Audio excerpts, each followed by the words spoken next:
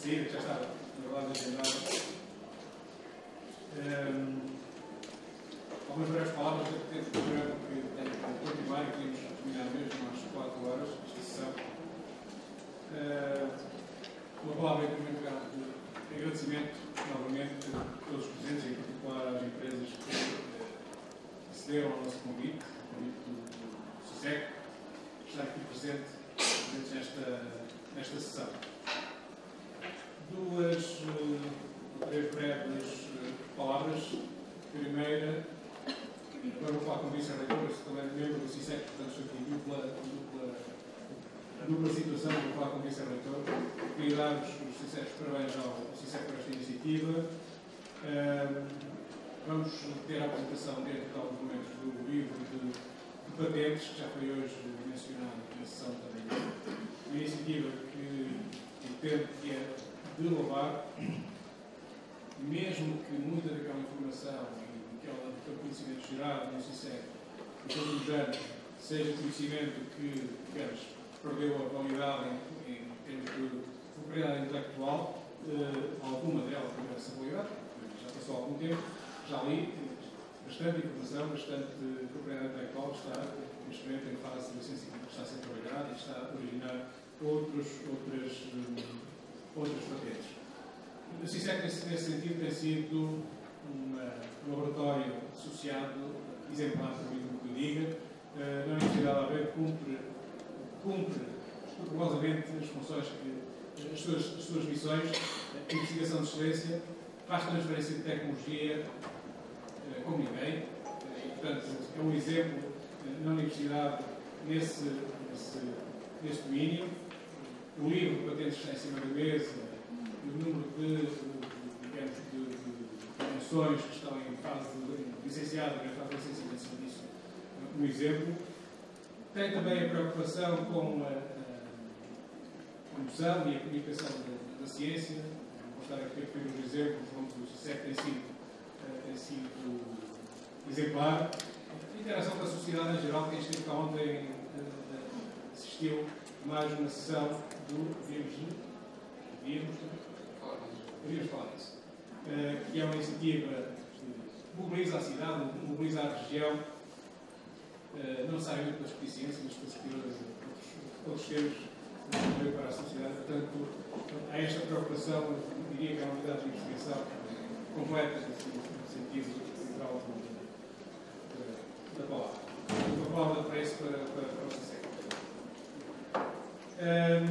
Vamos ter também uma sessão de apresentação, digamos, dos instrumentos que estão à nossa disposição, agora com o novo programa de programação com os fundos europeus, tanto à escala regional, como à escala nacional, como à escala europeia. Temos a colaboração, digamos, da informação da região centro, através do Dr. Alexandre Rodrigues, da Organização do Trabalho, fazemos uma breve apresentação dos instrumentos que estão disponíveis e depois, através da Paulo Paes, os instrumentos que estão disponíveis no legado de infinito. Estão em tempos de grandes desafios e de grandes oportunidades para nós, para a Universidade, para os centros de investigação e desenvolvimento e para as empresas. Há vários instrumentos que são, bem do anterior programa quadro, com ligeiras alterações, mas há instrumentos novos que temos que explorar. Nós falámos de manhã na parte da transferência de tecnologia, da prova de conceito. Há instrumentos de apoio que não existiam no anterior programa quadro que precisamos de explorar em conjunto com as empresas. Programas de co-produção, os projetos individuais, etc. Não vou estar agora aqui a falar de forma exaustiva, mas há, de facto, um conjunto de oportunidades que temos que trabalhar, mobilizar a comunidade académica, mobilizar a comunidade empresarial. É por isso que também esta sessão hoje serve. Eu terminava dando mais uma vez uma palavra de agradecimento pela presença de todos, às entidades que connosco estiveram a participar nesta sessão, e votos que esta seja uma sessão esclarecedora e, sobretudo, mobilizadora. Muito obrigado.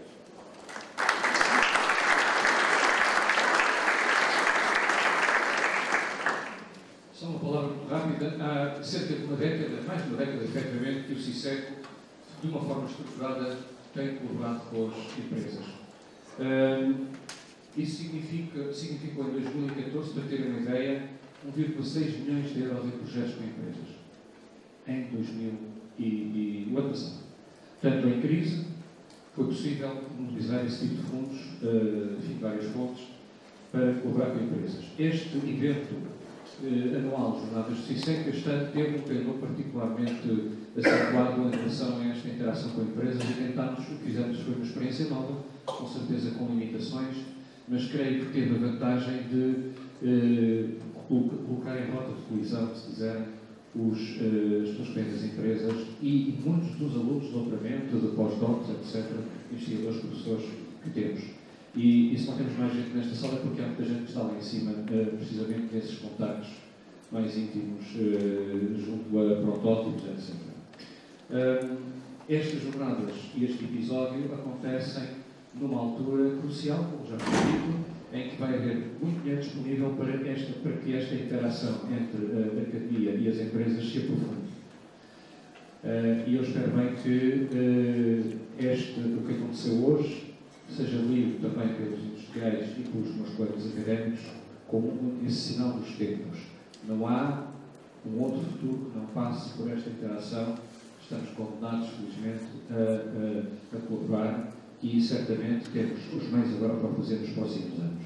E temos a seguir aqui pessoas que nos vão explicar em detalhe como é que, na prática, isso pode concretizar. Muito obrigado a todos pela vossa presença, em particular às pessoas que vieram das empresas.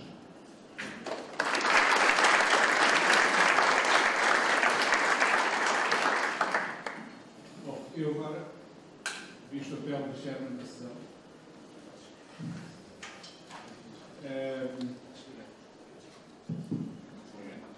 dava a palavra ao primeiro speaker, o Sr. João Coutinho, vice-diretor do CISEC, que nos vai fazer a apresentação, então, do livro de patentes do CISEC.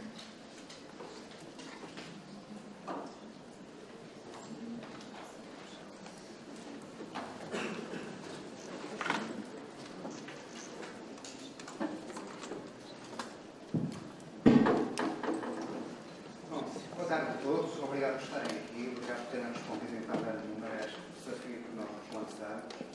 Embora saber esta sala cheia, quem me dera quando eu dou aulas, as salas estivessem cheias.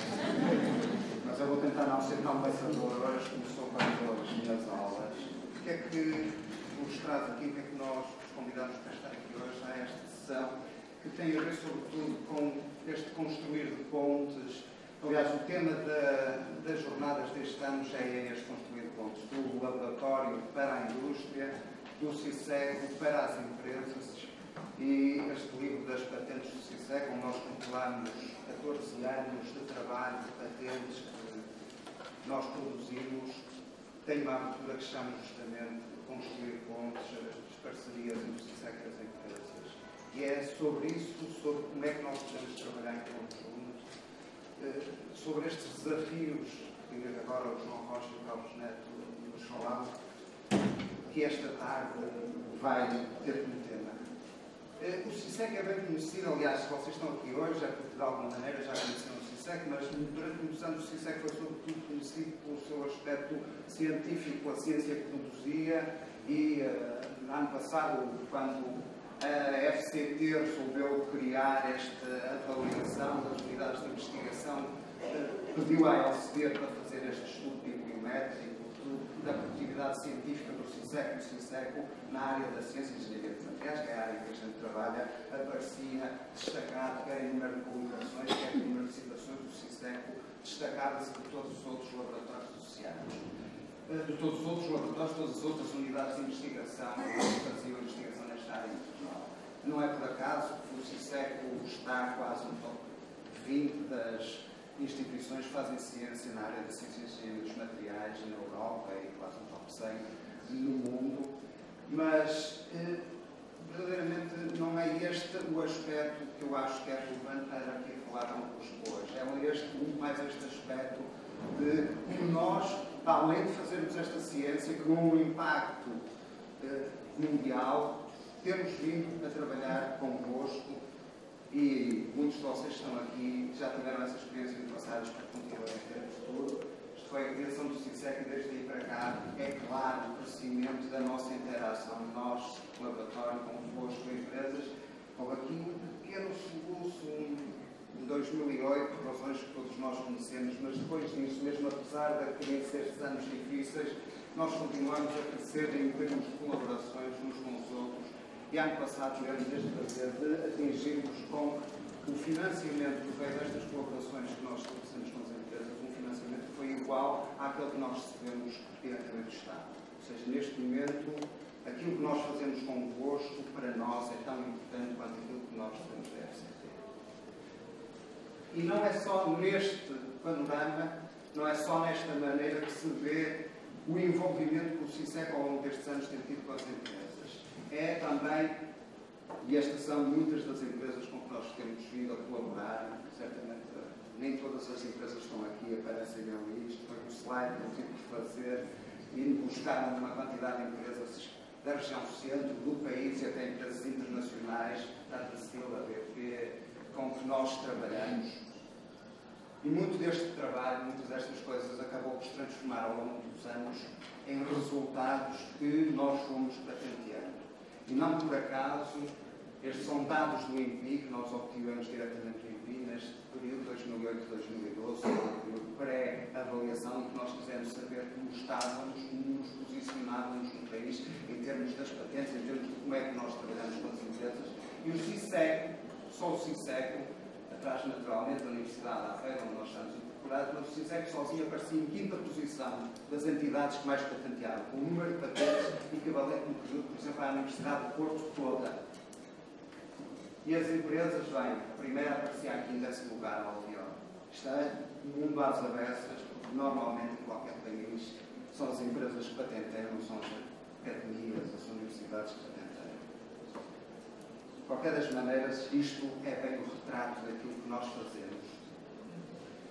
Este livro que vocês têm hoje nas vossas mãos resultou de um esforço ao longo destes anos todos, os inventores do CISEC e nos últimos meses, de uma compilação de informação, alguma delas já quase esquecível, perdida nas brumas do tempo. Nós contabilizamos 62 patentes nacionais, 44 das quais depois se desdobraram em patentes, umas americanas, outras europeias, algumas delas mundiais. E destas patentes, nós tivemos 5 patentes que foram licenciadas ou vendidas ou estão implementadas nas empresas. Isto é um número próximo dos 10%. Isto parece um número pequenino, mas acreditem, nem as grandes empresas, nem uma Apple, nem uma Google têm uma percentagem deste género de patentes que têm no seu portfólio que estão licenciadas ou vendidas ou implementadas. Normalmente, o número de patentes que chegam ao produto são muito menores. O CISEC tem perto de 10% das patentes, sendo que deste número ainda há algumas destas 62 patentes mais recentes ainda estão em processo de negociação, ainda podem no próximo ano estes números serem mais alargados. Expectavelmente, poderão vir a ser mais alargados. E pronto, é este o livro que eu vos queria apresentar, é este o esforço que nós tivemos a fazer para ter aqui hoje convosco nas vossas mãos. Um livro que se declina em 4 áreas: materiais, processos, produtos e dispositivos, que está organizado para que seja de fácil consulta e que virá a estar disponível numa plataforma online onde as pessoas poderão facilmente aceder, encontrar a nossa informação e que poderá, a partir de agora, vir a estar em contínua atualização. Ou seja, o livro não se esgota aqui, na sua realidade física, que no próximo ano, com as novas patentes todas atualizadas, nós teremos um site que estará continuamente atualizado e que, através das pesquisas nos motores de busca, as pessoas poderão encontrar aquilo que é feito aqui. Isto tem um interesse redobrado. Eu lembro-me de estar recentemente numa destas reuniões dos grupos de trabalho da CCDR e que havia alguém que dizia sim, era muito interessante colaborar com as universidades, mas eu gostava de saber quem faz o quê, onde é que estão as competências para me dar resposta a estes géneros de problemas. E este livro de patentes visa ser um bocado isso. A Universidade de Aveiro tem vindo a desenvolver outras soluções nesse sentido. Este portfólio que a Universidade compilou sobre as competências e o serviço que ela pode produzir está também disponível para quem necessita saber o que é que a Universidade de Aveiro é capaz de fazer. O livro de patentes dá uma visão sobre o tipo de problemas que nós somos capazes de resolver, que nós conseguimos com sucesso no passado resolver. E com isto tudo, a ideia é que a gente seja capaz de ir ultrapassando este conhecido vale da morte da inovação, aquele vale tenebroso que se situa entre as universidades e as empresas. Nós hoje temos um instrumento poderosíssimo para colmatar a fazer de ponte neste vale da morte, que é o Horizonte 2020. O Dr. Alexandre Rodrigues, não me engano, falar no usado como é que ele se declina aqui em Portugal 2020 e o 2020. Depois disto, a Paula Paes, que é a nossa responsável do CDTN, a nossa unidade de transferência de tecnologias e interação com as empresas, explicar-nos as outras oportunidades a nível europeu e, portanto, é esta a mensagem aqui. Nós temos trabalhado convosco, nós estamos interessados em trabalhar convosco. Há um mecanismo, há financiamentos. Tragam as vossas ideias, tentemos juntos encontrar soluções para os vossos problemas.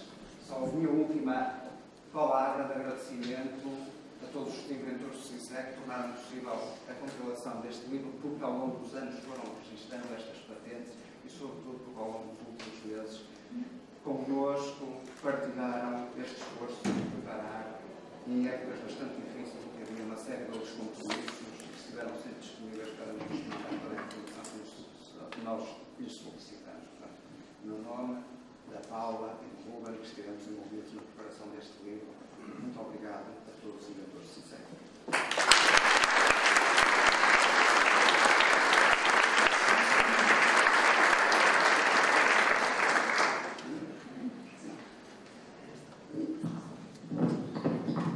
Bem, então passávamos já.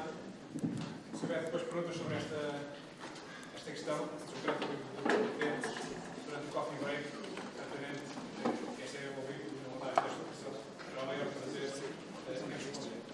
Passamos já então à sessão de apresentação dos instrumentos que estão disponíveis para, digamos, através dos fundos estruturais, essencialmente ao nível nacional, mas também olhando para a dimensão nacional. Temos o prazer de ter connosco a doutora Alexandra Rodrigues, que é diretora do Serviço de Desenvolvimento Regional da CCDRC, e a doutora Conceição Carvalho, secretária técnica da Unidade de Conhecimento, Inovação e Competitividade, a quem eu agradeço muito a presença e a disponibilidade para estarem aqui presentes. Eu sei que o polícia vai naquela casa e o trabalho vai naquela casa, e portanto sei que estão a fazer um esforço muito grande para estar aqui hoje connosco. A doutora Alexandra não pode estar por razões da agenda, mas elas fizeram esse esforço e agradeço-vos muito a sua presença. E eu passaria então a palavra à doutora Alexandra Rodrigues, depois continuará com a doutora Conceição Carvalho.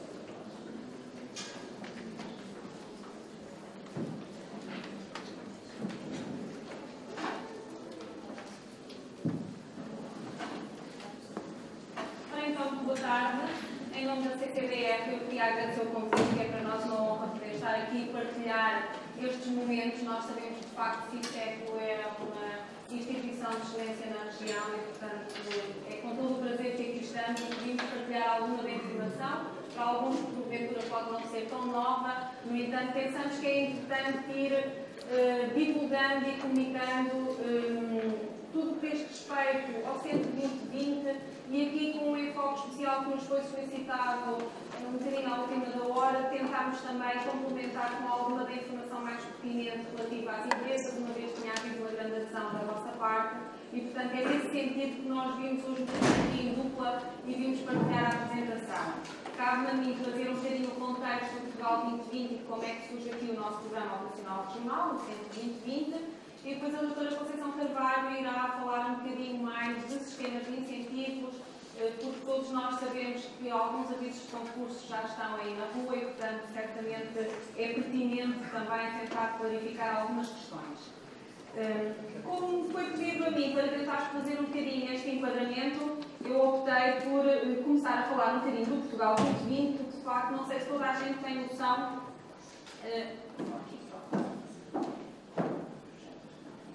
Não sei se toda a gente tem noção de facto como é que é a arquitetura, como é que foi montada a arquitetura do Portugal 2020. de facto, houve todo um trabalho, planeamento prévio, mas, acima de tudo, houve a identificação de 4 grandes prioridades no nosso país, que, obviamente, depois são também pertinentes à escala das regiões, mas, acima de tudo, houve a definição de 4 grandes domínios de intervenção que todos nós, penso que nada disto é surpresa, todos nós temos perfeita noção de que as apostas hoje em dia estão na competitividade, na internacionalização e, claramente, também nos recursos humanos, quer do ponto de vista da sua qualificação, mas também, acima de tudo, do ponto de vista da inclusão social e da sua empregabilidade.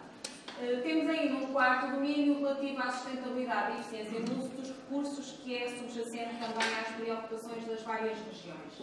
E, portanto, foi montado, a partir da dotação financeira da Comissão Europeia, foram montadas 4 grandes prioridades, para as quais foi construída para cada uma delas um programa operacional temático. E, portanto, enquanto operacional temático, um programa com abrangência em todas as regiões menos desenvolvidas. Como sabem, existe também uma panóplia de 5 fundos comunitários: FEDER, Fundo Europeu de Desenvolvimento Regional, Fundo Social Europeu, Fundo de Coesão, os 3 fazem parte da política de coesão da Comissão Europeia, e depois ainda o Fundo de Desenvolvimento Rural e o Fundo das Pescas, que são também pertinentes para uma boa parte do nosso território. Ora, o que é que nós país, fizemos então? Organizamos e dividimos estes fundos, estas verbas, pelos vários programas operacionais. E, portanto, este slide aquilo que nos faz é a apresentação da dotação financeira e da composição dos fundos de cada um deles. Obviamente, eu não vou estar a fazer muito tempo aqui a explicar. Penso que fica claramente evidente que as grandes apostas é na competitividade e na internacionalização. Já tínhamos visto isso há pouco, mas agora claramente temos aqui uma componente muito forte. E temos depois uma dotação que é atribuída também às regiões para fazerem a sua gestão, tendo em conta aquilo que são os desafios intrínsecos à própria região. E, portanto, temos no início do slide os programas operacionais regionais.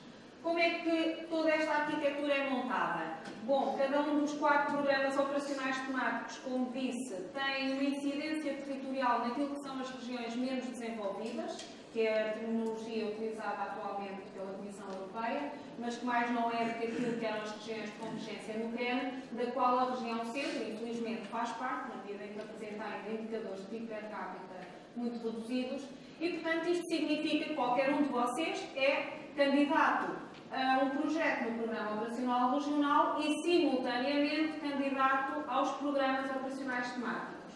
E isto é muito relevante porque muitas vezes surgem questões que nos são apresentadas, por exemplo, do Fundo Social Europeu, que verdadeiramente não têm que ter resposta no Programa Operacional Regional, porque existe também um programa temático que tem essa incumbência, tem essa preocupação e que tem candidaturas abertas às quais vocês se podem candidatar. E, portanto, este slide procura um bocadinho arrumar os programas de acordo com o seu impacto regional e fica bem visível que, de facto, regiões como a nossa vão ser alvo de um conjunto de oportunidades que é bastante vasto. E eu diria que, a nível de resumo, facilmente se percebe que competitividade e internacionalização são as nossas apostas, são áreas claramente prioritárias, absorvendo cerca de 40% dos fundos. Também dizer que, para muitos programas, há aqui a novidade de intervenções integradas entre Fundo Social Europeu e FEDER, coisa que não existia no CREN, e que, porventura, foi uma lacuna, porque nós tínhamos alguma dificuldade, por vezes, em apoiar, nomeadamente, empresas, quando elas apresentavam e submetiam candidaturas de projetos que envolviam, por exemplo, a aquisição de um equipamento. A verdade é que muitas vezes era difícil depois dotar os seus recursos humanos do conhecimento necessário para a plena utilização desse equipamento. Isto porquê? Porque as políticas nacionais de Fundo Social Europeu muitas vezes estavam desajustadas destas necessidades. E, portanto, a complementaridade que se criou para Portugal 2020 vai permitir colmatar esta lacuna na medida em que é possível haver projetos integrados de investimentos e fundos social europeu, portanto, recursos humanos adequados. Por outro lado, e também dando força àquilo que é o desafio de incrementar a competitividade do nosso tecido empresarial, e nomeadamente do tecido empresarial de menor dimensão, que nós sabemos que é a grande maioria, houve também um esforço muito grande de dotar as pequenas e médias empresas de verbas e assegurar que as verbas são destinadas a essas mesmas pequenas e médias empresas. E, portanto, aquilo que se fez também foi reforçar a necessidade que sejam as PMEs a serem as principais destinatárias da dotação financeira. Ora, isto obriga, se calhar não no CICEC porque já tinha esta tradição, mas se calhar obriga muitas instituições a abrir as portas, a virar-se para o exterior, a trabalhar com as empresas de forma mais profícua e, portanto, porventura pode ser, desde logo, uma vantagem. Como penso que já ficou perceptível, as regiões menos desenvolvidas são claramente aquelas que irão ser mais beneficiadas dos fundos, na medida em que vão ser abrangidas por vários programas operacionais regionais.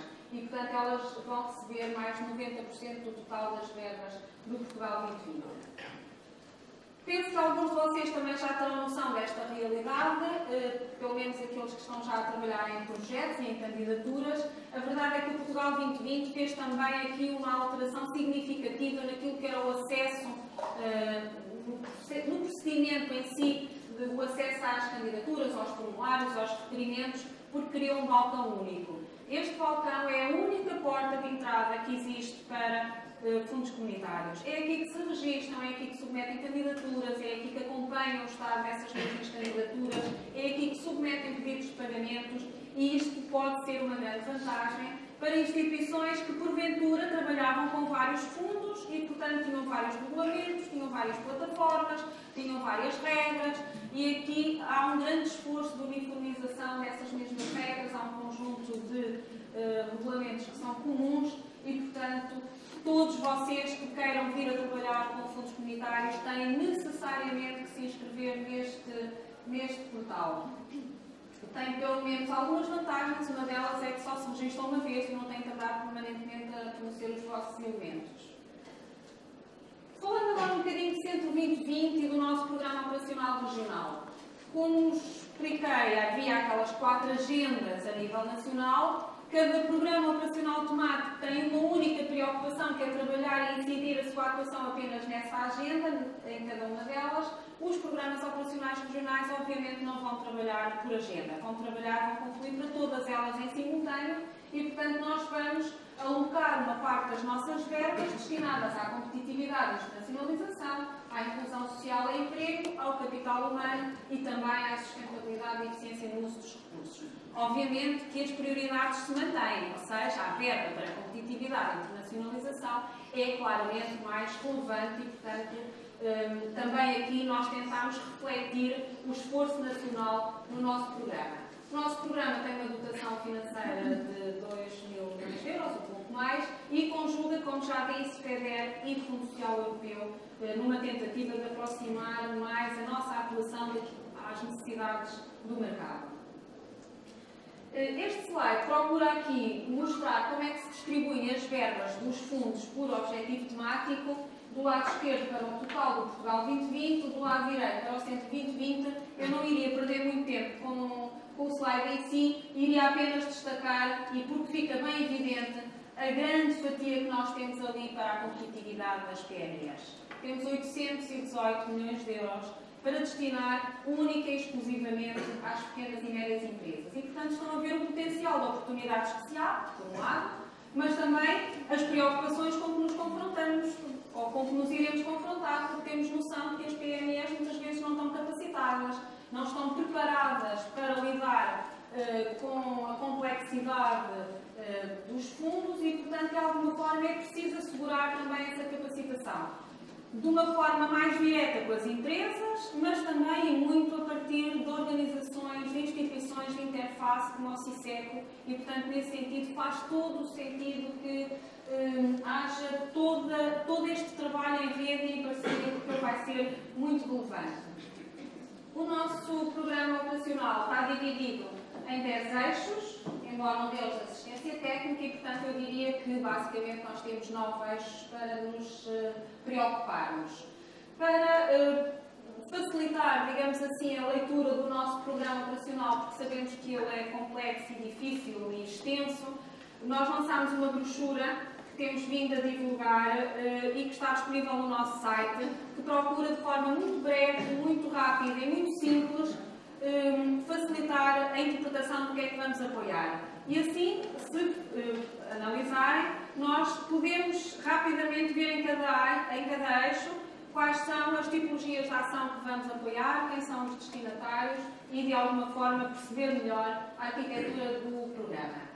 O que eu vou fazer agora é passar rapidamente cada um dos eixos, sendo certo que alguns serão mais pertinentes conforme a discussão aqui hoje e, portanto, porventura, perder um bocadinho mais de tempo com esses e dar uma volta pelos restantes, mais para terem uma noção de como é que a região vai intervir, como é que estruturou a sua intervenção no próximo período de programação.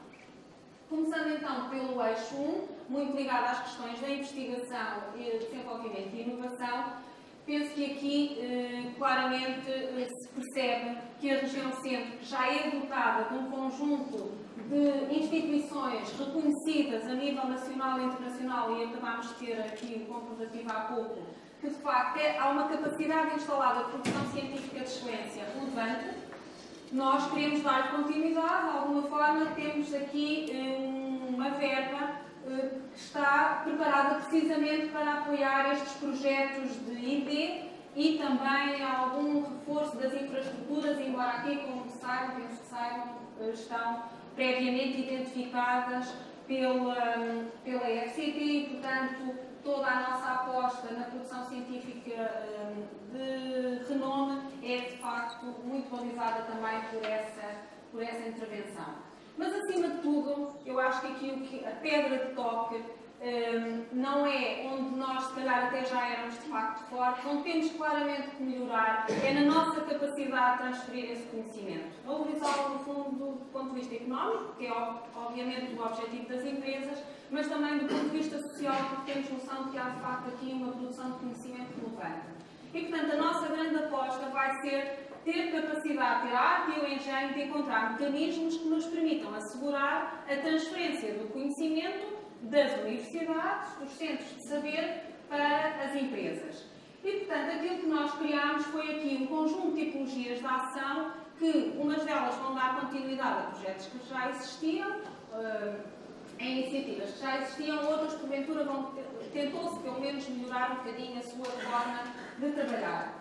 Desde logo, projetos para apoiar a transferência de tecnologia, aqui numa lógica muito de parceria entre as empresas e o sistema científico e tecnológico, mas enquanto que no passado havia muito a perspectiva de que tinham que ser as empresas a apresentar esses projetos em copromoção, abre-se agora aqui um conjunto de oportunidades a serem as instituições de ensino, os centros de saber, a fazer, no fundo, essa copromoção e, portanto, há aqui todo um conjunto de apoios nessa perspectiva. Vamos dar apoio ao patenteamento e ao licenciamento da propriedade industrial. Vamos apoiar os projetos de desenvolvimento de protótipos, que sabemos que é também uma questão muito pertinente nesta questão da transferência do conhecimento. E, portanto, há aqui, de facto, um conjunto de tipologias que são relevantes para garantir essa transferência. Por outro lado, pretendemos aumentar o investimento, a capacidade empresarial de ID das empresas e, portanto, encontramos também aqui um conjunto de iniciativas que achamos que podem contribuir, uma vez mais com o apoio a projetos em copromoção e, portanto, claramente aqui a participação de empresas e entidades do sistema científico e tecnológico em parceria é muito importante e até a copromoção entre empresas foi também já algo que se lançou para o mercado enquanto desafio de concursos já abertos. Naturalmente, vamos dar continuidade à criação e à dinamização dos núcleos de ID nas empresas.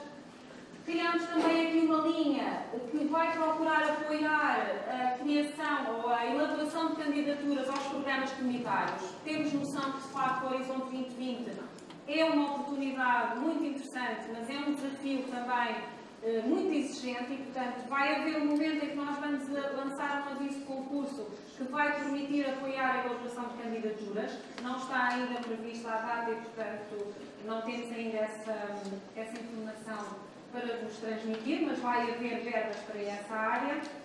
E aqui também é uma novidade, não é hábito fazer-se esta complementaridade. E, portanto, há aqui todo um conjunto de iniciativas que vão facilitar.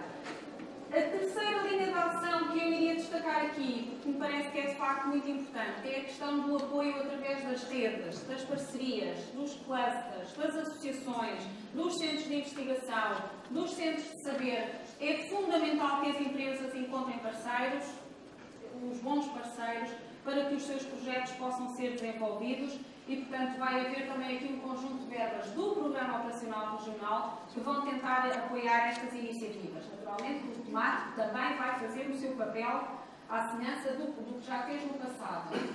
E, por fim, o investimento empresarial em atividades inovadoras. Esta é a única linha de investimento que nós temos para grandes empresas, portanto, para não PMEs. Aqui o que vamos apoiar é projetos de inovação, mas não é inovação nas empresas, essa só está destinada para as pequenas e médias empresas, é inovação de âmbito nacional e internacional, de acordo com o Manual de Oslo, que tem domina estas matérias, conhece perfeitamente.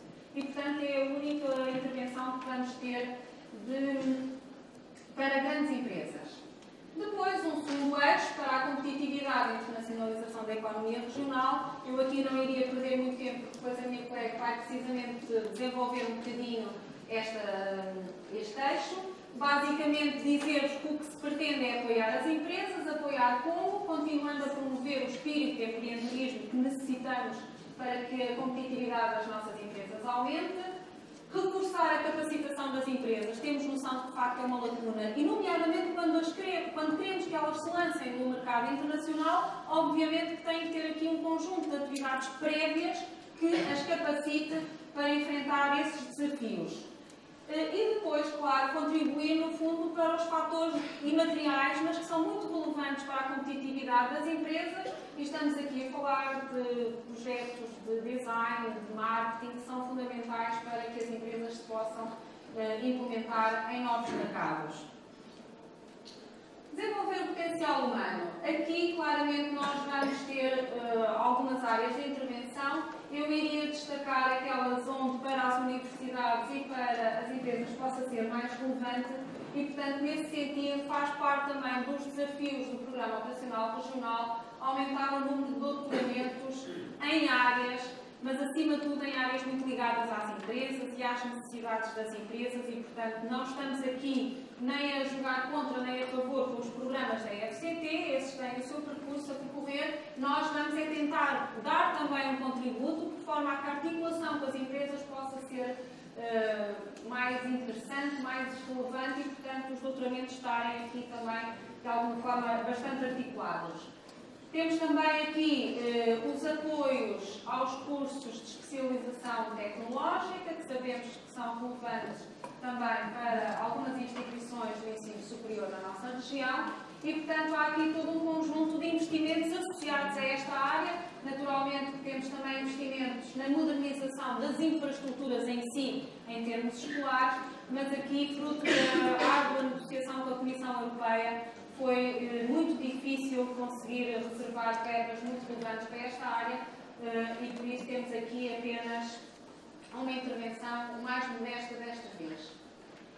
Empregabilidade. Aqui claramente o que pretendemos é dar continuidade àquele apoio que já fazíamos um bocadinho no passado, mas claramente está alocado financeiramente verbas muito mais relevantes desta vez para o apoio ao microempreendedorismo. E, portanto, vamos aqui conjugar, uma vez mais, as questões do FEDER comercial europeu, que são ainda mais pertinentes quando a empresa arranca um novo negócio, quando está a lançar-se e, portanto, precisa de apoio quer nos equipamentos, quer na dotação de conhecimento para os seus recursos humanos.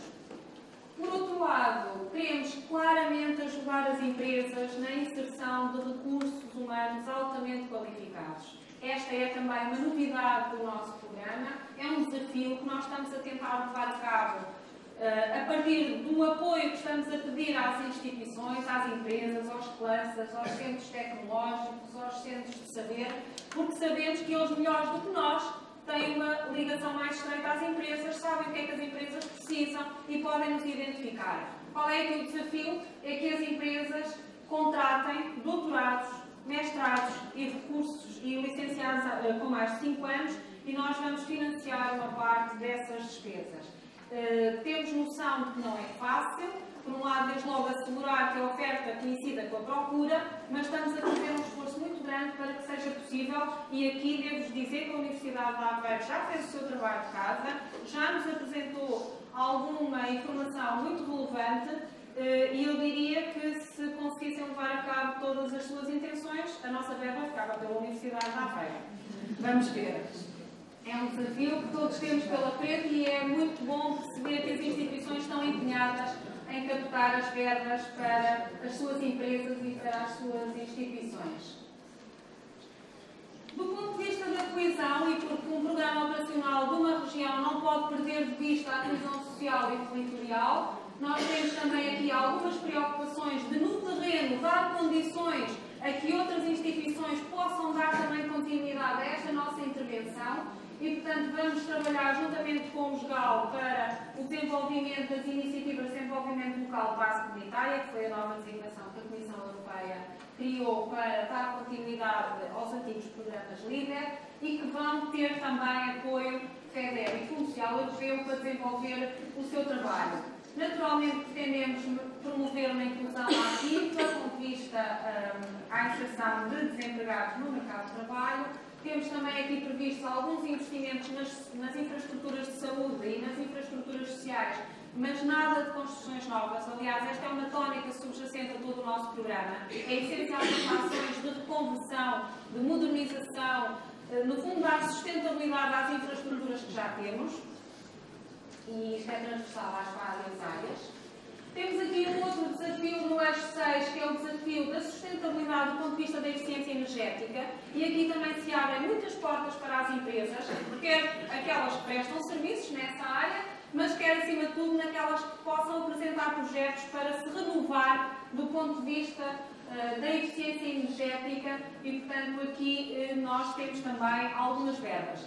Claro que, no que diz respeito a apoios às empresas, como sabem, muitas vezes são a título reembolsável e, portanto, é preciso ter aqui alguma contabilidade no que diz respeito ao esforço da eficiência energética, porque claramente tem que compensar esse esforço.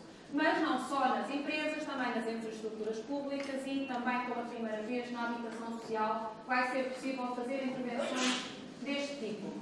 Pretendemos ainda contribuir para as estratégias de baixo teor de carbono, embora aqui com uma intervenção muito modesta, numa lógica de apoiar a criação de planos de mobilidade sustentável que ajudem no futuro a encontrar o caminho da descarbonização.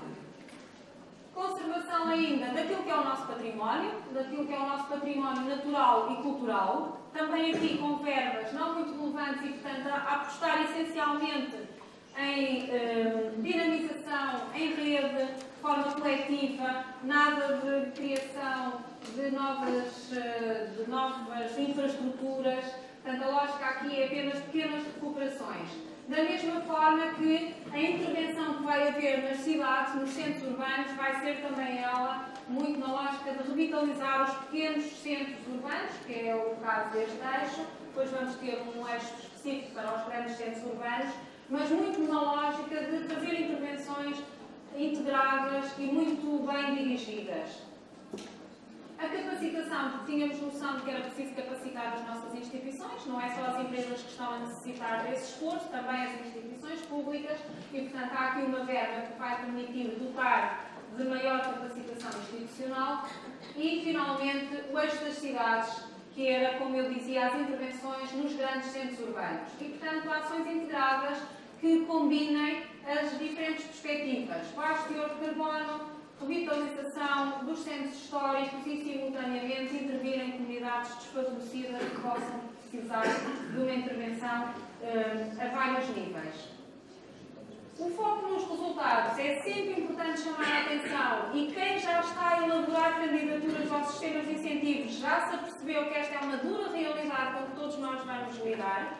Porquê? Porque no passado sempre houve preocupação com resultados, sabemos que sim, mas a verdade é que desta vez parece que é mesmo a doer, é mesmo a sério. As empresas vão ter que se comprometer com os resultados, as instituições públicas vão ter que se comprometer com resultados e quem não os cumprir é penalizado. No caso das empresas, está já conhecida a forma como essa penalização vai ser feita. Noutros avisos de concurso, porventura, ainda não existe toda a informação. Uma coisa é certa, os resultados são peça fundamental do projeto.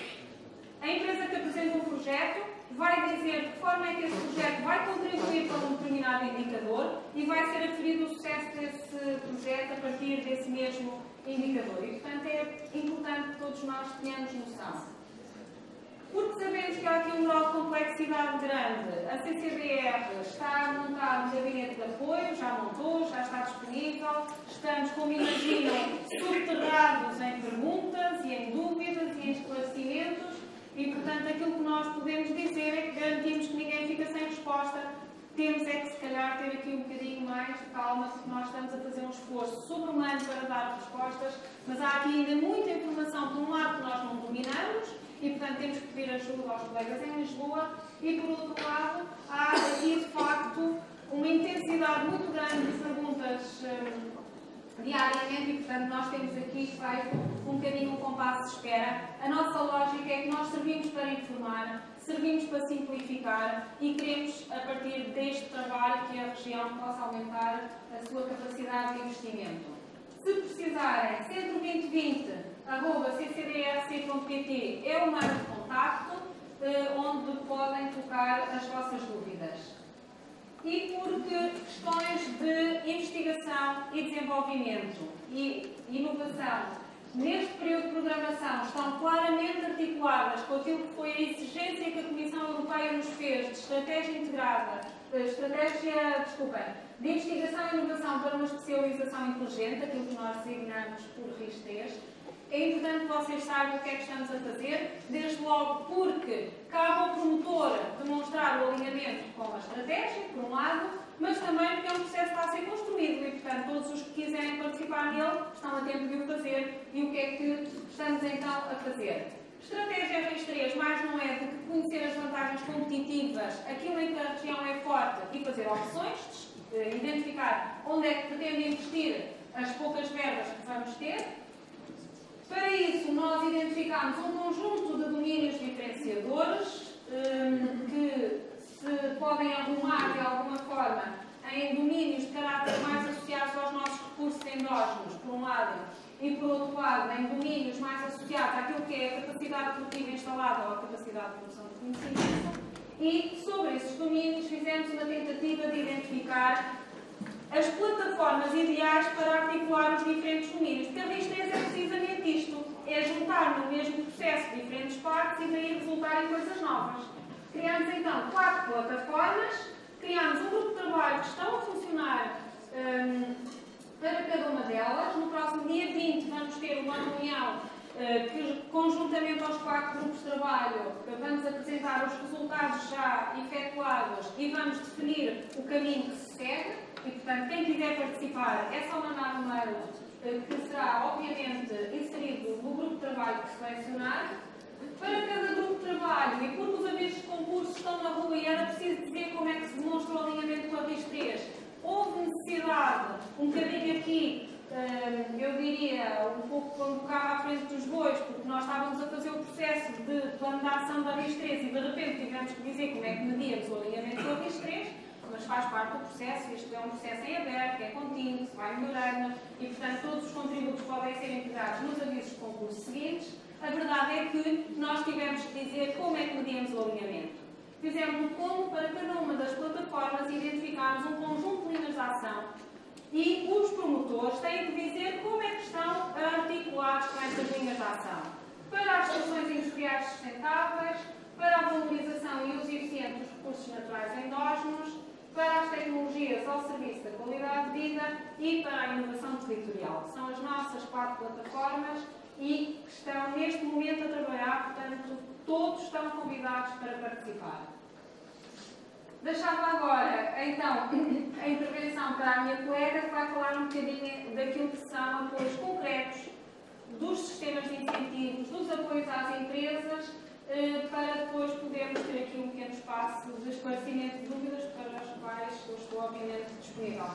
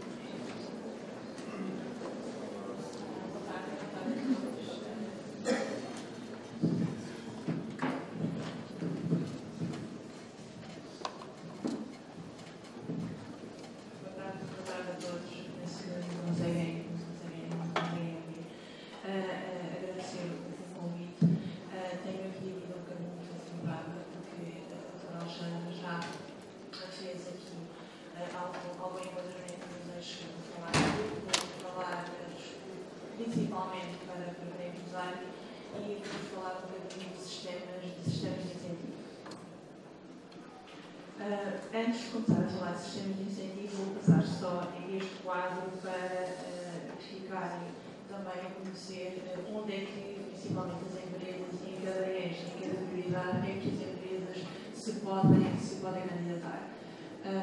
Fazendo aqui uma parte, depois essa nossa apresentação vai ficar disponível aqui, também para os senhores empresários saberem em que eixo, em que prioridade é que podem integrar os seus projetos. Falando agora um pouquinho mais de sistemas de incentivo, digo-vos que o sistema de incentivo está dividido nestas 3 grandes tipologias: investigação e desenvolvimento tecnológico, inovação empresarial, qualificação e internacionalização das empresas. No que se refere aqui à primeira tipologia de investimento, foi um pouco o que a doutora Alexandra já vos falou no eixo 1. Ou seja, o que é que nós vamos apoiar fundamentalmente aqui? Vamos apoiar fundamentalmente atividades que tenham predominância na transferência de conhecimento. Sabemos que, efetivamente, é uma grande preocupação nossa de que o conhecimento que é produzido nas universidades, nos centros tecnológicos, fiquem ao serviço das empresas. E, no fundo, as atividades que nós vamos apoiar é fundamentalmente esse tipo de atividades que também, como a doutora Alexandra já referiu, que haja a predominância de trabalhar em rede, ou seja, as empresas trabalharem com estes centros de saber que achamos que é de extrema importância. E face a estas particularidades que eu vos digo, a maioria da natureza dos incentivos nestas tipologias são não reembolsáveis, o que significa que, vulgarmente designado, as fontes perdidas. À exceção das empresas que tenham que apresentem candidaturas que cheguem a 1 milhão de euros. E mesmo nestes casos, há parte do reembolso que é reembolsável e há outra parte que não é reembolsável. Se estivermos a falar de um incentivo reembolsável, 25% é incentivo não reembolsável sem juros e sem outro tipo de encargos, dos 75% não reembolsáveis com 7 anos e 3 anos de carência.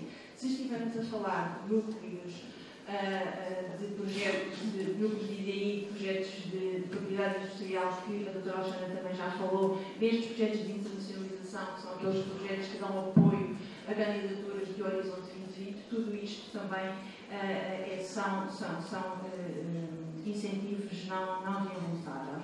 No que se refere à modalidade do incentivo, aqui existem, no fundo, 2 tipos de modalidade: projetos individuais ou projetos em cooperação. Se estivermos a falar dos vales, que são instrumentos que também me parece que para a maioria dos empresários já é familiarizado, aqui os vales têm um regime um pouco diferente. O regime é um regime simplificado, a natureza do incentivo também não é reembolsável, contudo também existem alguns limites que depois vamos falar mais à frente. No que se refere à duração dos projetos. Portanto, também aqui a duração é divergente relativamente a cada tipologia de projeto, mas a duração dos projetos ronda entre os 24 meses e os 36 meses. Como digo, os vales é sempre um caso à parte, que em todo o tipo de vales a duração do projeto tem que ser de 12 meses. Relativamente às taxas de incentivos, a taxa, regra geral, existe sempre uma taxa base e depois essa taxa pode ser majorada. Neste tipo de tipologia, a taxa base é de 25% e ela depois pode ser majorada. Se estivermos a falar de uma média empresa, é majorada 10%, se estivermos a falar de uma pequena empresa, é majorada em 20% e as majorações são cumulativas, tendo sempre também depois havendo um teto, digamos assim. E depois temos as taxas específicas. Se estivermos a falar de vales, a taxa de incentivo é de 75%. Se estivermos a falar de núcleos de IDI, então aqui já estamos a falarmos de PMEs de 50%, não PMEs 15%, e temos aqui também um conjunto de outras taxas específicas que eu agora não iria perder muito tempo com esta situação. Só salientar uma questão que a doutora Alexandra também já referiu, que é uma novidade neste novo quadro, que é a complementariedade entre FEDER e Fundo Social Europeu. Ou seja, estes projetos de investimento também podem contemplar a parte formativa, como já foi dita, a parte formativa, seja em qualquer tipo de tipologia de projeto, a natureza é sempre não irrecusável, portanto, também tendo um limite máximo de 70%, mas tendo a base do incentivo de 50% e depois ela pode ser majorada, como digo, tendo sempre um teto de 70% das despesas elegíveis. Aqui também não iria perder muito tempo nesta questão do que é elegível e o que não é elegível, mas quero-vos transmitir um pensamento que devem ter quando estiverem a elaborar os vossos projetos, que é todas as despesas que serão indispensáveis à boa execução do projeto, à partida vão ter enquadramento nas despesas elegíveis. E é um pouco este pensamento que vão ter que ter quando estiverem a alinhar a vossa candidatura. Depois, obviamente, que há algumas especificidades, mas a base será sempre esta. Nesta tipologia, o que é que vamos apoiar? Pessoal técnico, vamos apoiar máquinas, matérias-primas, aquisição de patentes, despesas com ROC, despesas com TOC, mas pronto, como eu vos digo, não vos quero ser muito basura, portanto não iria perder muito tempo com isto, porque depois também cada tipologia tem as suas especificidades, porque depois também deixava aqui um pouco para analisarem com mais calma, de acordo com a tipologia de projeto que se queiram candidatar. Referir aqui que esta tipologia de investigação e desenvolvimento tecnológico, os beneficiários são empresas ou entidades não empresariais do sistema científico na coprodução. Relativamente a uma outra novidade que vos quero transmitir, que também a doutora Alexandra já deu os alertas, que é a questão das metas, a questão dos resultados e a questão dos incumprimentos que vão ter aqui uma lógica de penalização neste novo quadro.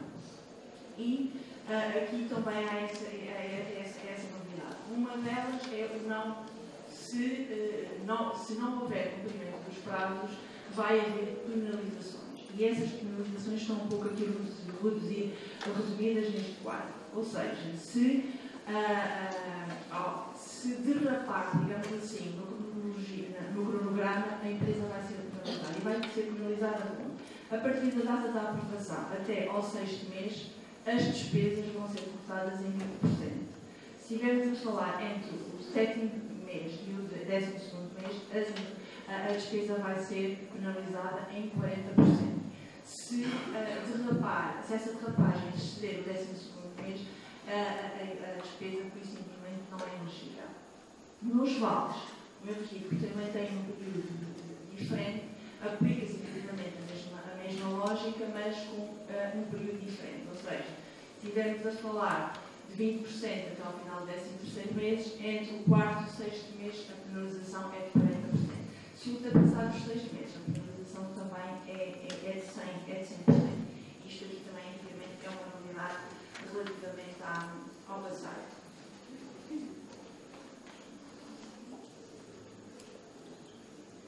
Agora, falando-vos aqui de uma outra tipologia, por faltar aqui, passamos aqui um slide, porque vamos entrar numa outra tipologia que vamos dizer, portanto, havia 3 tipologias: inovação empresarial e empreendedorismo. Aqui vamos apoiar fundamentalmente o quê? Vamos apoiar inovação. E como também a minha colega já referiu, se estivermos a falar de não PME, essa inovação tem que ser no mercado nacional ou internacional. Se estivermos a falar de inovação produtiva na PME, então aí já pode haver inovação só dentro da empresa. Estas são as 2 tipologias que estão identificadas aqui: inovação produtiva, não PME, e inovação produtiva PME, no fundo, com estas 2 grandes distinções que eu vos falei. Outra tipologia de investimento é empreendedorismo qualificado. O que é que vamos apoiar aqui? Vamos apoiar aqui criação de novas empresas, fundamentalmente de base tecnológica, nomeadamente as empresas de indústria criativa. No fundo, é o que vamos apoiar aqui. Aqui também existem os vales do empreendedorismo, como à semelhança do passado, os vales, o que é que financiam? Financiam basicamente prestação de serviços. E o que é que vamos aqui apoiar? Vamos apoiar planos de negócio e outro tipo de prestação de serviços imprescindíveis para o arranque, digamos assim, da empresa. A modalidade destas candidaturas são projetos individuais, com exceção dos vales que estão sempre em regime simplificado. A duração aqui deste tipo de tipologias são de 24 meses, à exceção dos vales. Aqui o incentivo é reembolsado. Na outra tipologia, o incentivo era não reembolsado na sua grande maioria. Aqui é uma lógica diferente. Ou seja, aqui estaremos a falar de uma lógica de empréstimo. Este empréstimo ou este reembolso pode haver isenção de reembolso, os tais ditos prémios, se os resultados forem superados. E esta é uma das grandes novidades também deste novo quadro. O quadro anterior bastava que o promotor atingisse os resultados. Neste momento, ele tem que os superar para que parte do reembolso se transforme em não reembolsáveis. Ou seja, para que parte do reembolso não tenha que ser devolvido. Se estivermos a falar de uma. Portanto, e esta superação pode ir até ao limite de 50%, se estivermos a falar no ano 2015 e 2016, e a partir do ano 2017 pode ir até aos 45%. E também aqui há graves penalizações para quem não cumprir os resultados até ao limite de poder ter que devolver parte, a totalidade, digamos assim, dos incêndios. A questão aqui dos vales, a lógica dos vales é sempre esta. Taxa de 75% até ao máximo de 15 mil euros e o período é sempre. No que se refere aqui às taxas, a taxa base aqui é um bocadinho diferente, é de 35%. Há diversas majorações que estão elencadas aqui, nomeadamente se for PME ou se for grande empresa, se o projeto for inferior ou superior a 5 milhões, se o promotor for uma mulher também tem uma bonificação, se o projeto se inserir em territórios de baixa densidade também tem uma penalização, contudo existe um limite que são os 75%. Se ao acumular estas majorações, que se fizerem aqui um cálculo simples, podem verificar que facilmente se poderá ultrapassar os 75%, mas ela fica limitada aos 75%. Mais uma vez, digo que está contemplada também a formação profissional aqui, é possível com o limite da taxa dos 70%. Aqui, a lógica é a mesma. Toda a despesa que seja necessária para a execução do projeto, à partida, regra geral, ela vai ter enquadramento. Só salientar aqui uma questão que também é uma novidade neste quadro, que é a elegibilidade das despesas de construção de edifícios, obras de remodelação e outras construções na indústria. Até aqui, este tipo de despesas só era possível no turismo, agora neste quadro é possível na indústria, com algumas limitações. Para quem já teve mais atento, teve a oportunidade de estudar os avisos que entretanto já foram publicados, nomeadamente na área da indústria é 35%, das despesas na área do turismo é 65%. Aqui iria passar um bocadinho também este slide e também só ressalvar aqui o que eu disse relativamente ao não cumprimento dos prazos, aqui também se aplica. Só dizer-vos o seguinte relativamente a isto, que também é uma novidade, que o promotor, quando assina o termo de aceitação, ou seja, quando assina um contrato de uma linguagem mais ligeira, ele pode atualizar o seu cronograma, o que não acontecia no passado. À data da assinatura do contrato, o promotor pode efetivamente atualizar o seu cronograma, porque senão efetivamente é muito injusto, porque poderíamos estar a falar aqui da assinatura quando estávamos a assinar o contrato, já ter passado há algum tempo. Assim, ele pode efetivamente atualizar o seu cronograma e, a partir daí, se não cumprir, então aí é que tem estas penalizações. A outra tipologia de intervenção que eu vos vou falar é na qualificação e na internacionalização. Aqui, o que é que nós vamos apoiar? Aqui estão alguns exemplos de tipologias que vamos apoiar. No âmbito da internacionalização, vamos apoiar tudo o que seja relativamente ao conhecimento de mercados, a presença na web através da economia digital, vamos apoiar o marketing internacional, no âmbito da qualificação, vamos apoiar a inovação na organização e gestão, a economia digital nas TICs, vamos apoiar a certificação na qualidade, a propriedade industrial. Estes são alguns dos exemplos de projetos que podemos apoiar no âmbito desta prioridade de investimento. A modalidade de candidatura podem ser projetos individuais ou podem ser projetos conjuntos. Os projetos conjuntos, na regra geral, são aqueles projetos que são liderados por associações e que depois levam com elas algumas empresas. Como eu vos digo, portanto, se estivermos a falar de vales de internacionalização ou vales de inovação, aqui se rege pelas regras que já vos referi. Aqui o incentivo é não reembolsável, havendo alguns limites. Se estivermos a falar de projetos individuais, o limite é de 500 mil euros. Se estivermos a falar de projetos conjuntos, por cada empresa, o limite é 180 mil euros. A duração deste tipo de projetos é de 24 meses, sejam eles individuais ou conjuntos, à exceção dos vales, que é de 12 meses. Relativamente a taxas de incentivo, se estivermos a falar de projetos individuais, a taxa é de 45%. Se estivermos a falar de projetos conjuntos, a taxa é de 50%, no caso das empresas. No caso dos promotores líderes, como já vos disse, regra geral, são liderados por associações, então aqui a taxa para as despesas alocadas a este promotor líder são 85%. Temos essas taxas específicas que eu já vos falei aqui, dos vales e da formação, e também a questão da contratação de recursos humanos altamente qualificados, que a doutora Alexandra também já referiu, que tem uma taxa de 50%. Aqui no fundo são também as despesas aos dias e também não iria perder muito tempo. Vamos apoiar a participação em feiras, exposições no exterior, vamos apoiar serviços de consultoria, equipamentos, software.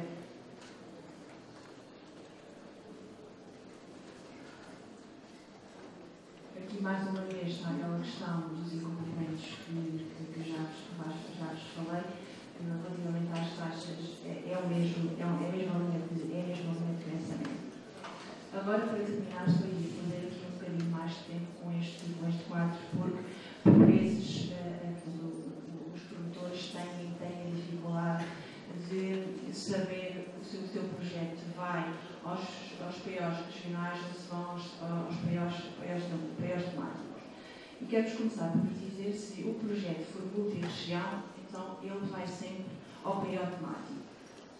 Se for só de uma única região, e se estivermos a falar da tipologia de inovação e empreendedorismo, vai depender do total de investimento. Se ele for inferior a 3 milhões, cai no PO, neste caso, na nossa região, cai no Centro de Interino. Se for um projeto com um total de investimento superior a 3 milhões, então aí já cai no programa temático. No empreendedorismo qualificado, vai sempre cair nos POs regionais. Porquê? Porque esta tipologia está limitada aos 3 milhões.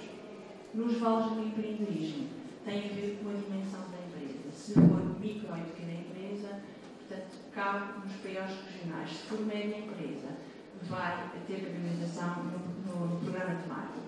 Na qualificação e internacionalização, aqui é um pouco também pela dimensão da empresa. Se for micro e pequena empresa, vai cair no regional, se for média empresa, vai cair no temático.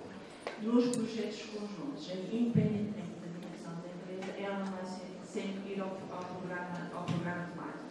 O IDI é um pouco também de acordo com a dimensão da empresa. Se for micro e pequena empresa, cai no regional, se for média e não empresa, vai ao programa temático.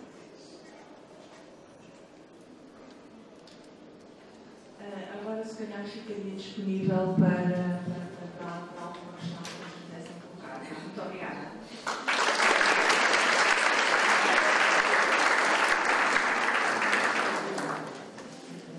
Bom, os nossos convidados utilizaram o tempo de uma forma muito eficiente. Eu penso que a doutora Conceição não se percebeu, mas ela desde 5 minutos tem de sair. Portanto, temos tempo para 2 perguntas. Zé Maria.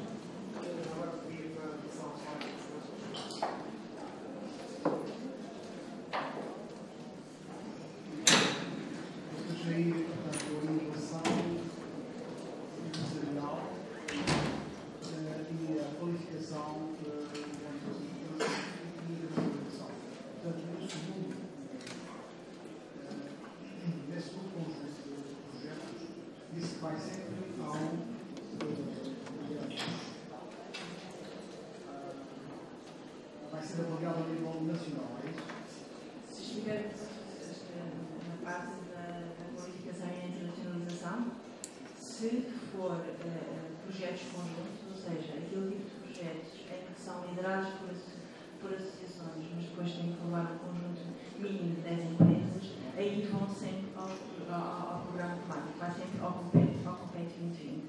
Se estivermos a falar de projetos individuais ou dos vales, vai depender da dimensão da empresa. Se ela for micro e pequena empresa, vai ao PO regional. Se for média empresa, vai ao Compete 2020.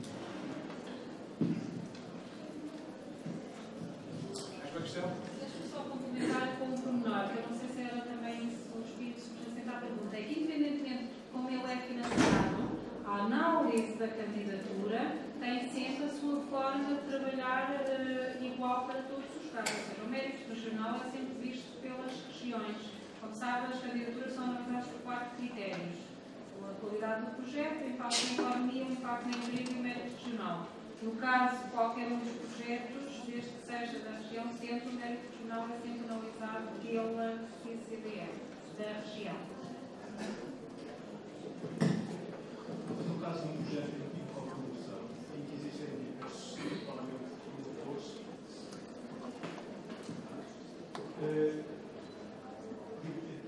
aparecem diversas regiões, atualmente utilizado o SCT, sendo duas, pelo menos, entidades, uma PME, outra eventualmente não PME, como é que qual é o critério de seleção do pode ser por iniciativa própria ou, eventualmente, existem critérios, digamos, da avaliação de quem poderá.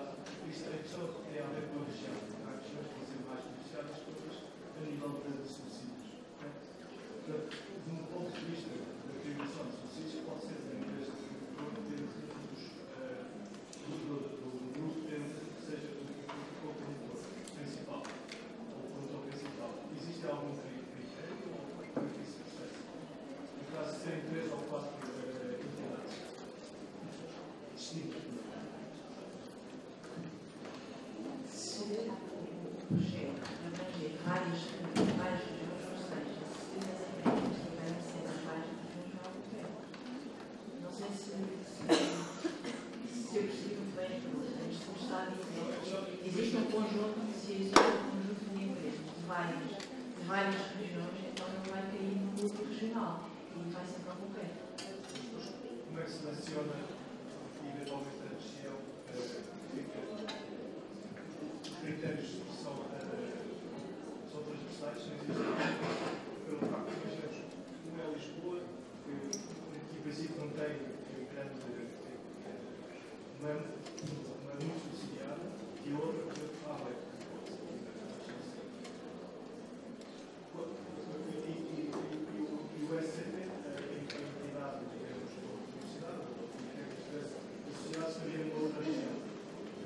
interesse, qual é a região, digamos, de referência para os incentivos?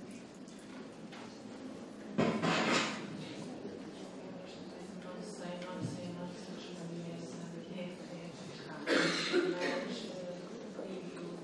responder essa questão, mas colocasse a questão mais concreta para enviar para o Parlamento, para o Centro de depois uma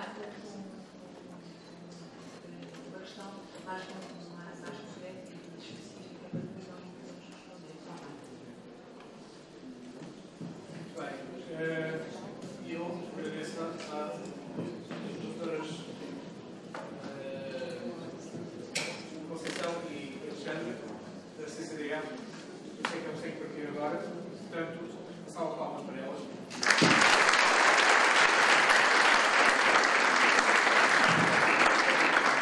Estamos um bocadinho atrasados, mas eu sei que o Paulo vai dar corda aos sapatos e, portanto, 10 minutos para a apresentação que tem previsto para os 20 minutos. Vais falar sobre o gabinete físico.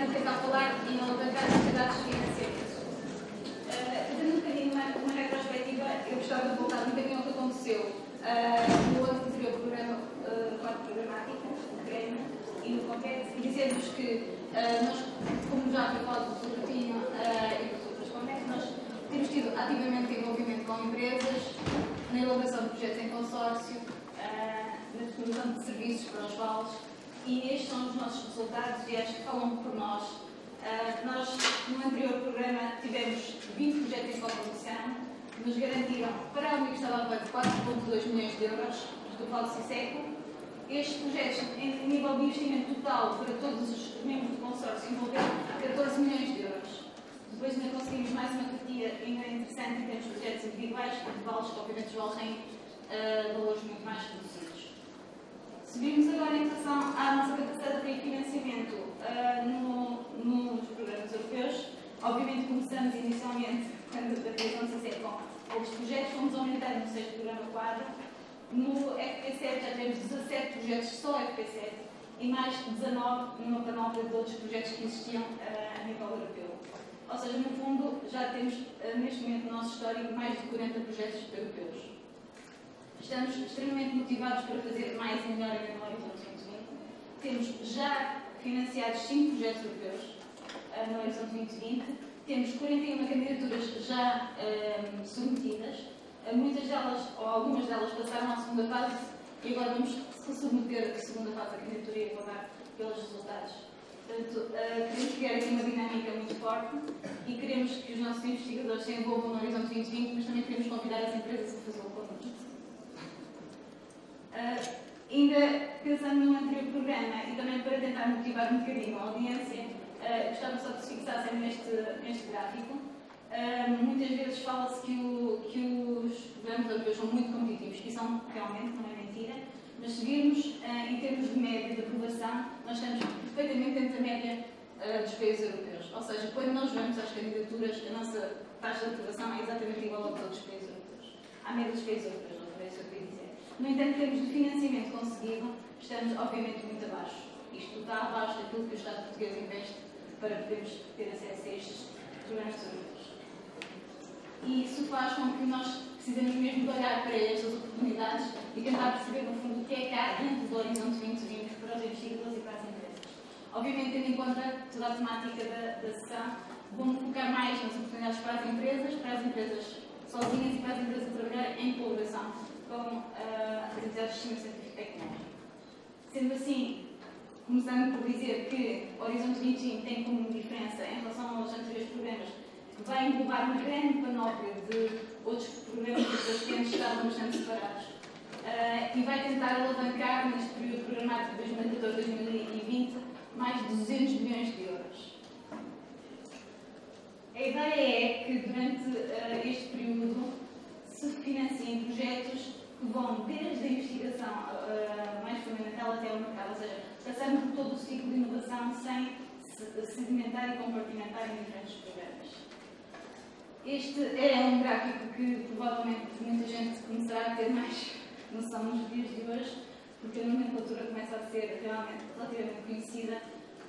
No fundo, nós sabemos que existe já bastante financiamento, ou algum financiamento para a parte da investigação fundamental. Obviamente que os investigadores privados tentam financiar projetos e tecnologias que já estejam muito perto do mercado, o risco é muito menor. E temos o tal chamado Voldemort, que já foi mencionado há pouco, que tinha realmente aqui falhas de financiamento e de incentivos.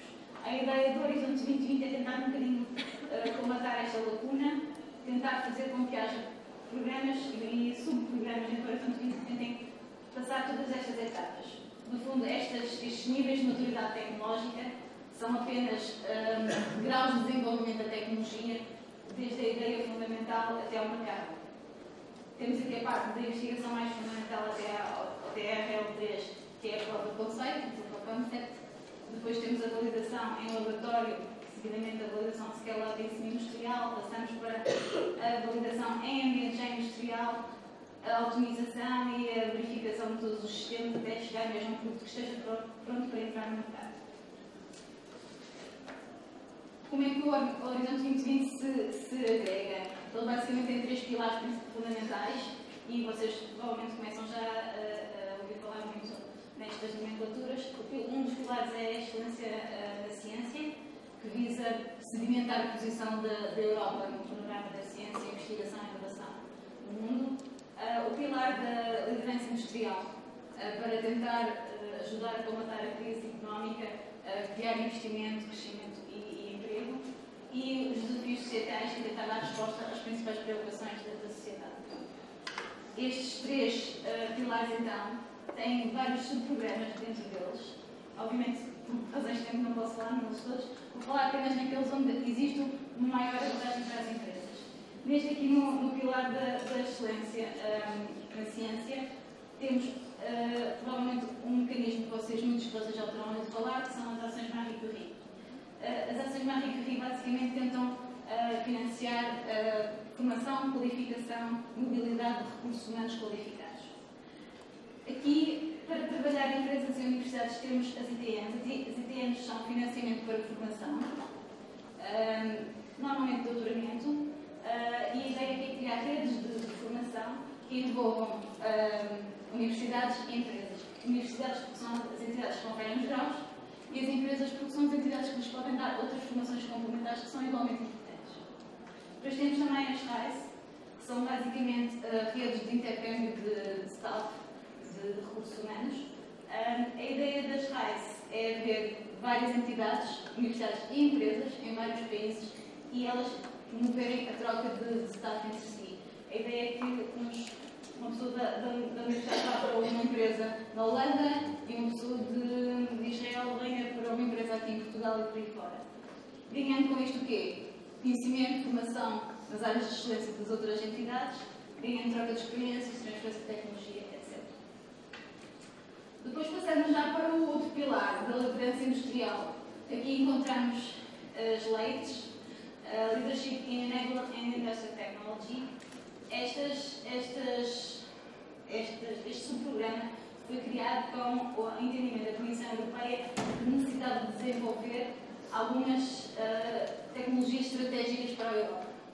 Eles agrupou-os nessas sketches, que são as Key Enable Technologies, nanotecnologia, materiais avançados, biotecnologia, fabricação avançada, fotónica e micro e nanoeletrónica. Curiosamente, tudo áreas de atuação do CICET. Estas leis são projetos em consórcio, em que há pelo menos 3 entidades de 3 países diferentes, 3 Estados-membros diferentes. E a ideia é haverem tópicos sobre estas determinadas temáticas e os consórcios concorrem a elas.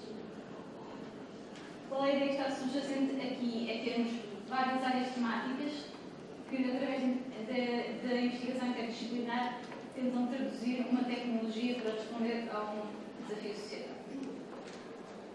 Novamente, e recordando ao gráfico, a maior parte destes projetos situam-se entre um TRL 3 e 4 e o 7, sendo que ainda, no entanto, a maior parte deles estão aqui no 5 e o 6, estamos a falar já na parte de demonstradores. Por isso é que as empresas são muito importantes neste tipo de projetos e quer-se que a investigação que seja feita seja uma investigação que no prazo de 2, 3 anos consiga chegar ao mercado. E, portanto, o envolvimento das empresas é preponderante. Daí que grande parte destes projetos também exijam já, na fase de candidatura, a elaboração de planos de negócios, planos de implementação dos resultados. Depois temos o instrumento PME, ou seja, o SME Instrument. Este tipo de subprograma é apenas para empresas, unicamente para empresas. As empresas podem concorrer a título individual ou em consórcio. Isto é um programa novo que foi criado agora no Horizonte 2020, não existia nos anteriores. Basicamente, são 3 etapas diferentes. As empresas podem concorrer sequencialmente ou podem concorrer a qualquer um deles em qualquer altura, sendo que a fase 1, basicamente, aquilo que se pretende é que a empresa submeta um plano de negócios, tem apenas 10 páginas.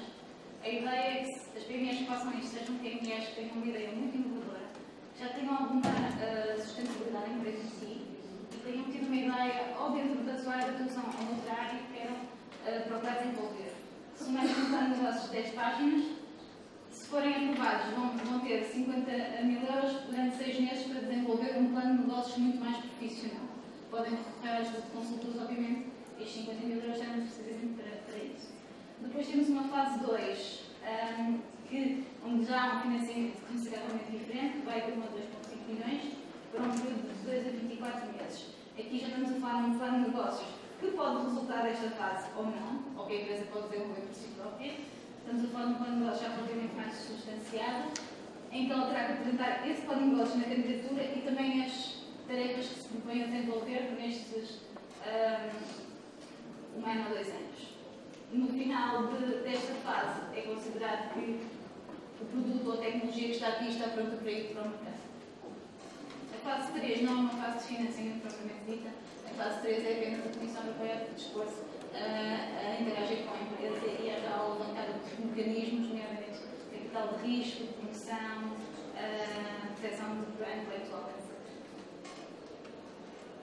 Fazendo agora aqui um pequeno parênteses para falar um bocadinho sobre como é que esta ferramenta tem sido percebida aqui em Portugal. Nós temos aqui na primeira call do PME Instrument um número não muito elevado de candidaturas, principalmente se a gente comparar com alguns dos nossos vizinhos do Sudoeste Europeu, ainda que em termos de dimensão tínhamos que ter algum cuidado, mas ainda assim não temos muitas candidaturas. Mas o pior tem a ver ainda com os resultados. Nesta primeira call apenas uma empresa que foi financiada, depois na segunda call houve mais 5 empresas que foram financiadas. Se formos à segunda fase, aquela outra tipo de candidaturas que dá 1,5 a 2 milhões de euros, desta primeira call, os resultados chegam agora em janeiro e fevereiro de 2015, nenhuma PME das 80 e tal candidaturas, acho eu, foi selecionada. O que quer dizer que provavelmente nós ainda estamos a precisar de perceber melhor esta ferramenta e de aproveitar esta oportunidade que existe na tecnologia. Ainda dentro do pilar da liderança industrial, existe também um ponto de financiamento que é o acesso a financiamento de risco. Isto é gerido por uma entidade relativamente externa à Comissão Europeia e basicamente para empréstimos, garantias bancárias, early stage, capital e co-funding, etc. Depois temos ainda também o pilar dos desafios societais. Basicamente aqui neste pilar temos projetos em consórcio, que eu estava a falar há pouco, são 3 entidades diferentes, 3 países diferentes. Isto é o mínimo do consórcio, mas eles podem serem maiores. E a ideia é tentarem, os tópicos que normalmente são nestas áreas: saúde, alimentação, energia, transportes, clima, sociedades inclusivas e segurança. Depois existem aqui uma panóplia de outros tipos de mecanismos que mas que já são mais limitantes para as empresas que serão provavelmente os mais importantes. É dito em vários documentos da Comissão Europeia que existem este horizonte 2020, 20% do financiamento será dedicado às PMEs, ainda mais se considerarmos os que não são PMEs. Onde é que estão estes 20%? Estarão definitivamente aqui no financiamento de capital de risco, 3 milhões de euros, 3 milhões de euros para o instrumento PMEs e depois 6 milhões de euros, ou seja, 13%, aqui nestes projetos em consórcio, nestas Key Enabling Technologies e aqui nestas temáticas dos desafios sociais. Muito rapidamente, para não avançar muito, o que é importante se calhar ter em relação ao Horizonte 2020 para quem não pensou muito sobre o que é que seria? É um programa que tem, em termos de regras de acesso, são regras muito simples, muito claras. Todo o programa, independentemente dos seus subprogramas e dos seus subpolos, tem exatamente as mesmas regras. Tem apenas 3 critérios de avaliação: a excelência, o impacto e a implementação, avaliados de 1 a 5. A participação internacional, como disse, nos projetos de consórcio, são 3 entidades legais em 3 países diferentes, independentemente de qual seja o tipo de programa, subprograma. Estas são as principais tipologias de projetos que vos vão aparecer. Falámos aqui do PME Instrument, do SME Instrument, falei das ações Marie Curie, e estes projetos colaborativos, que foram os outros que estavam a falar em consórcio, basicamente dividem-se em Research Innovation Actions e Innovation Actions. A principal diferença entre estes dois é que tem a ver com os TRLs, ou seja, este aqui ainda vem um bocadinho mais atrás, ainda vem um bocadinho mais de investigação, um bocadinho mais fundamental, ou seja, estamos a falar de coisas que começam no 2 e no 3, eventualmente, alguns no 1. Este aqui já começa num TRL já bastante mais perto do mercado, a partir de um 5 ou de um 6. Por esse motivo mesmo, e porque já são coisas que estão mais perto do mercado, a taxa de financiamento é um pouco menor, porque as empresas vão ter um risco também menor ao participar destes projetos. Para mais informações, obviamente, tem o portal do participante. É verdade que aqui tem muita informação, mas também tem uma grande vantagem, é que está tudo centralizado neste portal. Portanto, toda a informação que possam ter sobre a H20 está neste portal. E pronto, peço que, não sei se consegui.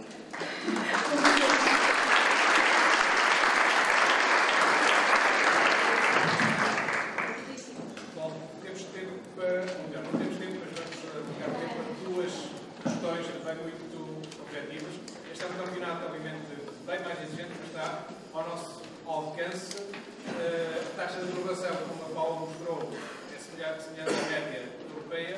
A taxa de participação per capita é que eu acho que é muito menor que a média europeia. Portanto, temos que jogar por este campeonato. 2 perguntas muito rapidamente. Então, a Paula foi suficientemente clara. Uma pergunta ao fundo. Agora, boa tarde. Paula, só por curiosidade, esses 18% da taxa de aprovação, que é equivalente ao que se passa na União Europeia, esses 18% são das candidaturas em que Portugal interveio ou são 18% daquelas em que éramos proponentes? Tem esse dado? Proponentes e tivemos a mesma coisa. Se me está a perguntar se coordenamos ou se fomos participantes? Sim. É total. Estamos a considerar aqui coordenação e participação. É que se calhar sendo assim, é equivalente porque nós estamos com os outros têm 18, nós temos 18. Não, é exatamente isso. Esse dado talvez seja importante. É esse dado. Muito bem. Mais alguma questão? Então, eu quero salvar palmas para todos.